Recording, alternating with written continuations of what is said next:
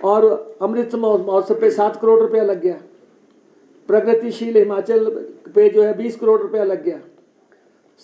और ये स्थापना के 75 साल, ये 2.5 करोड़ रुपया।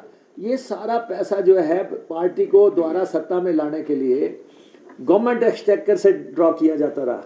लगातार ये काम होते रहे। ये इनके काले कारनामों का एक कच्चा चिट्ठा है, जो कि अगर आप इसको डिटेल में पढ़ेंगे दस्तावेज को, जो कि आपके पास पहुंच गया होगा, आप इस दस्तावेज को पढ़ेंगे तो आपको पता लगेगा कि इन्होंने किस ढंग से सत्ता हथियाने के लिए हिमाचल प्रदेश में वित्तीय जो है ढांचे को तहस नहस करके रख दिया।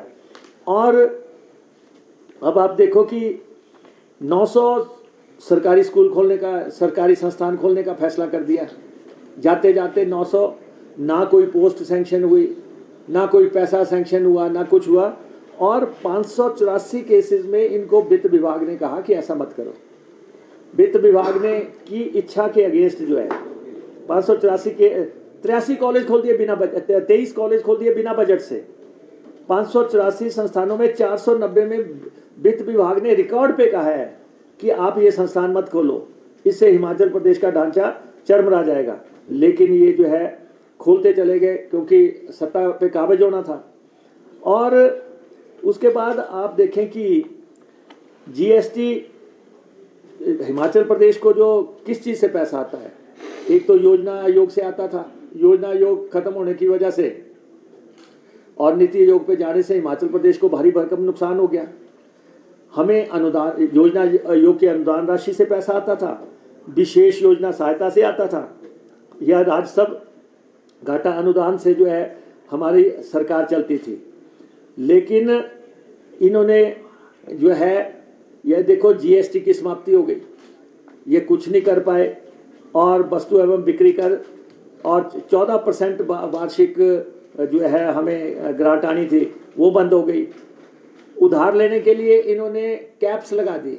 अब हिमाचल प्रदेश में जो है 1057 करोड़ रुपए का उधार पे अब नुकसान हो गया।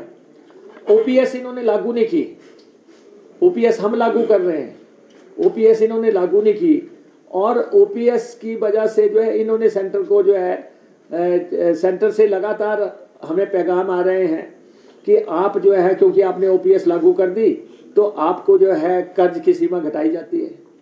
जो अब कर्ज की सीमा है, जो पिछली सरकार की सीमा, उसमें आश्चर्यजनक कटौती कर दी। फॉरेन फंडिंग के और हमारा 9000 करोड़ रुपया दिल्ली के पास पड़ा है। ये पेंशन फंड नियामक जो है विकास प्राधिकरण जो है, उसके पास 9000 करोड़ हमारा पड़ा है। वो पैसा हमें वापस नहीं दिया जा रहा है। ये कहते हैं कि केंद्र के यहाँ धन्यवाद प्रस्ताव करो। आप बताओ कि जिन्होंने 9000 करोड़ रुपया हमारा पेंशन फंड दिल्ली पड़ा है, दिया नहीं, उनका धन्यवाद बढ़ता है? जिन्होंने जो है हमारा कर्ज की सीमा घटा दी, क्या उनका धन्यवाद बढ़ता है? जिन्होंने फॉरेन फंडिंग प्रोजेक्ट पे कैप लगा दी 2944 की, क्या उनका धन्यवाद करना बनता है?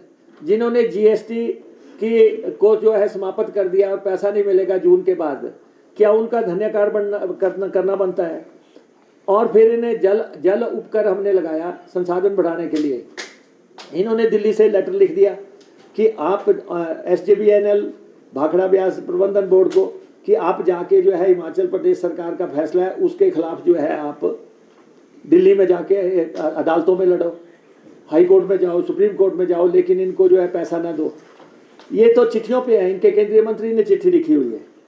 और फिर उसके बाद जो है BBMP का लंबित पैसा है, जो हमारे को हिमाचल प्रदेश का 7.19 मिलना था, उसकी इन्होंने पैरवी नहीं की। ये तो अपने जश्न में थे, शहनशाह बन के घूम रहे थे।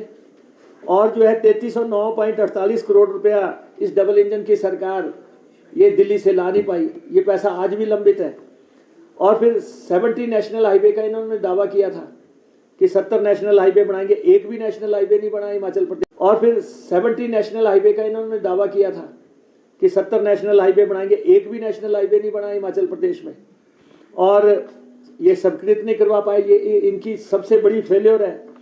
रेलवे लाइन जो बननी थी भनूपली बिलासपुर और चंडीगढ़ बद्दी, इसको 2296 करोड़ रुपया हिस्सा हमारे से मांग रहे हैं। आप बताओ कि रेल लाइनें जो है, हवाई अड्डे जो है, ये केंद्र सरकारें बनाती है, लेकिन यहाँ पे जो है हवाई अड्डे भी कहते कि आप खुद बनाओ, और रेल लाइन ने भी आप खुद बनाओ, और इसमें जो है बनूपली बिलासपुर का 1748 करोड़ रुपया ये कहते हैं कि आप खर्च करो, और चंडीगढ़ बद्दी का 548 करोड़ रुपया ये कह रहे हैं कि आप खर्च करो, और तो केंद्र यहाँ हिस्सा नहीं दे रहा है। इन्वेस्टमेंट मीट इन्होंने की धर्मशाला में, और इन्वेस्टमेंट मीट में इन्होंने बहुत ग्राउंड ब्रेकिंग क्या क्या करते रहे।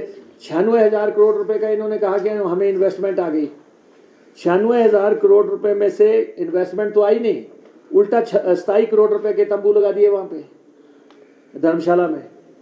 और ये जो मसले हैं सारे, और जो हमारा इन्वेस्टमेंट मीट में जो इन्होंने करार किए पावर सेक्टर से, उसमें 12% रॉयल्टी का जो चैप्टर आपके सामने है।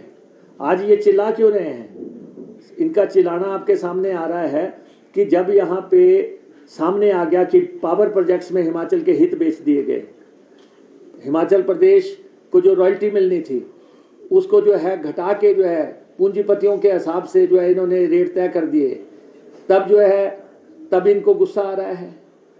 सबऑर्डिनेट सिलेक्शन बोर्ड में जब नौकरियां बिक गई, भ्रष्टाचार हुए, और जो है लोगों के बच्चे रह गए नौकरियों से, और वहाँ पे जो है पेपरों के दाम तय हो गए, जब उसका कच्चा चिट्ठा बाहर आ रहा है, 65 लोग गिरफ्तार हुए हैं, तब इनको गुस्सा आ रहा है।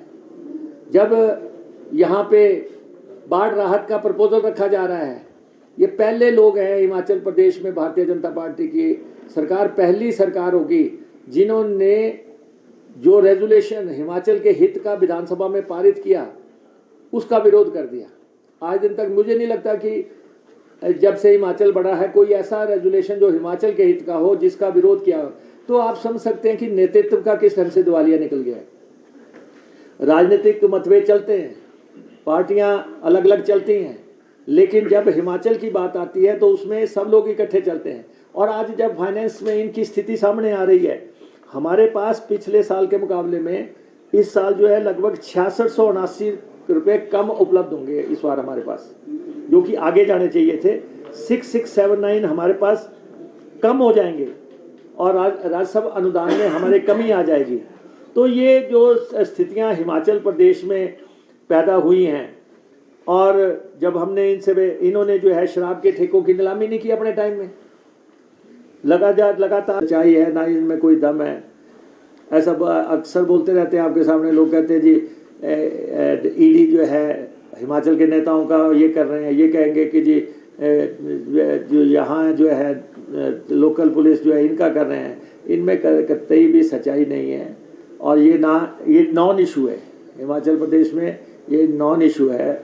असल में मैंने आपको कहा कि आज आपने देखा होगा नेता प्रतिपक्ष का व्यवहार से हटके जो है सामने देखा जब आपने ये हमने डॉक्यूमेंट पेश किया, और ये अपने आप में एक इतिहास है, एक डॉक्यूमेंट हो गया है। ये डॉक्यूमेंट जब तक हिमाचल रहेगा तब तक ये इतिहास का एक पन्ना है, और ये उस ढंग से कायम हुआ है। तो इसमें सारी हकीकत सामने आ गई है। मैं समझता हूँ कि पूर्व मुख्यमंत्री जो है वित्त मंत्री भी थे, और साथ में जो है मुख्यमंत्री भी थे, उनको इसकी जिम्मेवारी लेनी चाहिए कि हाँ मैंने जो है प्रदेश